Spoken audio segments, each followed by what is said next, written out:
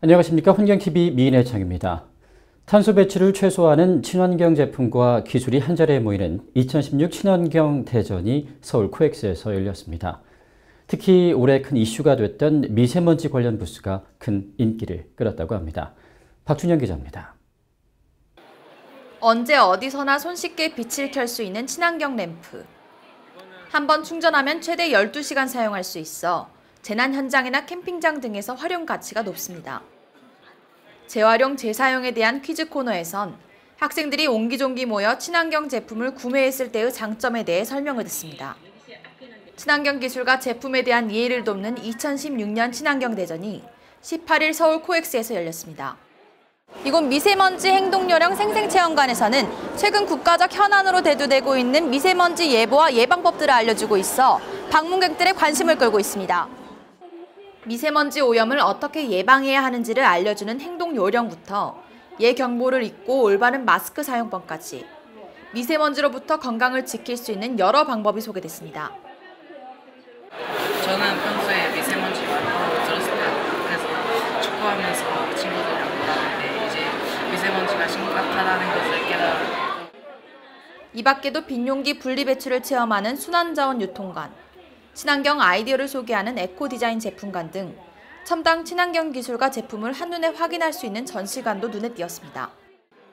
환경부는 이번 박람회를 계기로 미세먼지 유해성과 국민 행동 요령 등 환경 현안을 놓고 국민들과 만날 수 있는 소통 창구를 확대할 예정입니다. 국민들에게 미세먼지로 인한 피해를 줄일 수 있는 기본적인 행동 요령 홍보를 향후 더욱 강화해 나갈 계획입니다.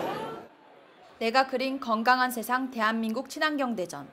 모두가 더불어 살아갈 수 있는 친환경 세상은 개인의 실천과 함께 정부의 올바른 정책 추진에서부터 시작됩니다. 이번 박람회가 국민들과 건강한 미래로 나아가기 위한 대화의 장을 마련할 수 있길 기대해봅니다. 환경TV 박준영입니다. 다음 소식입니다. 제2회 생태관광 페스티벌이 15일부터 이틀간 내장산 국립공원 단풍 생태공원 일대에서 개최됐습니다. 침체된 지역경제를 살리고 생태관광 활성화를 도모하기 위해 마련된 이날 생태관광 페스티벌에는 전국 20곳의 생태관광 지역주민 100여 명이 직접 참여해 다양한 체험 행사와 특산물 장터가 마련되었습니다.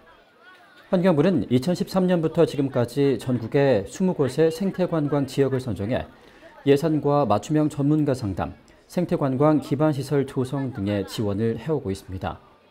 조경규 환경부 장관은 자연의 보전과 현명한 이용을 추구하는 생태관광 활성화를 위해 주민들의 적극적인 참여가 필요하다며 정책 개발과 지원을 강화할 것이라고 말했습니다. 서울 대학로 대면길에서 자원이 순환되는 깨끗한 거리 만들기 시범 사업이 추진됩니다. 길거리 쓰레기통 부족으로 인한 문제를 해결하기 위한 이번 시범 사업으로 앞으로는 대학로 자원이 순환되는 깨끗한 거리에 위치한 환경 지킴 가게에 일회용 컵과 담배 꽁초 등을 버릴 수 있습니다. 환경 지킴 가게는 대학로 인근의 커피 전문점과 편의점 14곳이 참여했으며 시민들이 쉽게 알 수 있도록 입구에 환경 지킴 가게 로고가 새겨진 현판이 붙여집니다. 환경부는 관련 지자체, 협회 등과 지난 19일 서울 해화역 4번 출구에서 업무 협약을 체결하고 민관 협업을 통한 지역 이미지 제고에 동참해 줄 것을 부탁했습니다. 국립환경과학원은 10월 중순부터 내년 4월까지 전국 주요 철새 도래지 30곳을 대상으로 조류 인플루엔자 예찰 활동을 강화합니다. 최근 홍콩, 러시아 등에서 야생조류 중 고병원성 AI 바이러스 검출이 잇따라 보고됨에 따라 국내 발생 위험 요인을 사전에 방지하기 위해 겨울 철새 도래 시기에 맞춰 예찰을 강화한 것입니다. 조류 인플루엔자 조기 예방을 위해 환경과학원은 야생조류 분변 시료를 월 평균 700여 점에서 2000여 점으로 늘려 채집하고 야생조류 1000마리를 포획해 생체 시료를 분석할 예정입니다. 또 질병관리본부 등 관계기관과의 협력을 통한 대응 체계를 구축하고 고병원성 AI 발생 시 신속한 대응을 위해 위기대응팀을 상시적으로 운영할 예정입니다. 국립공원관리공단이 멸종위기 야생생물 2급인 남생이의 자연부화에 성공했다고 밝혔습니다. 남생이는 자라와 함께 우리나라의 대표적인 담수성 거북류로 잘못된 보신주의와 외래종인 붉은귀 거북과의 경쟁 등으로 개체수가 급격하게 줄고 있습니다. 월출산 국립공원 일대에 조성된 대체 서식지에서 자연 부화에 성공한 남생이 11마리는 현재 평균 크기 약 3.4cm 정도에 몸무게는 약 10에서 14g에 달하는 것으로 확인됐습니다. 공단은 유전자 분석 결과를 바탕으로 국내산 남생이 9마리를 확보해 증식한 후 암컷 2마리를 대체 서식지에서 동면과 출산을 유도한 결과 지난 5월 자연 부화에 성공했다고 밝혔습니다. 윤현수 아나운서의 에코라이프입니다. 완연한 가을 정취를 느끼고 싶으시다면 이곳에 꼭 가보시길 바랍니다. 단풍의 화려한 색감과는 다르게 황금 들녘 억새꽃이 만발한 서울 하늘공원을 다녀왔습니다. 안녕하세요. 에코라이프 윤현서입니다. 가을은 단풍의 계절이기도 하지만 억새축제를 만끽할 수 있는 계절이기도 하죠. 저는 지금 은빛 억새 물결이 춤을 추고 있는 하늘공원에 나와 있는데요. 제 뒤로 보시면 사람 키보다 더 자란 억새풀들이 끝없이 펼쳐져 있습니다. 해가 뜨면서 은빛 물결이 바람에 흔들리며 그야말로 장관을 이루고 있는데요. 마치 한 폭의 수채화를 보는 것 같습니다. 이렇게 억새꽃이 만발한 10월, 곳곳에서 억새꽃 축제가 한창입니다.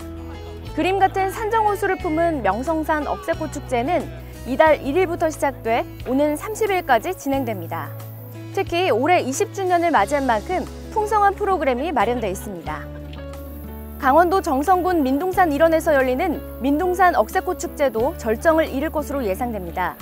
다음 달 13일까지 축제가 이어진다고 하니까요.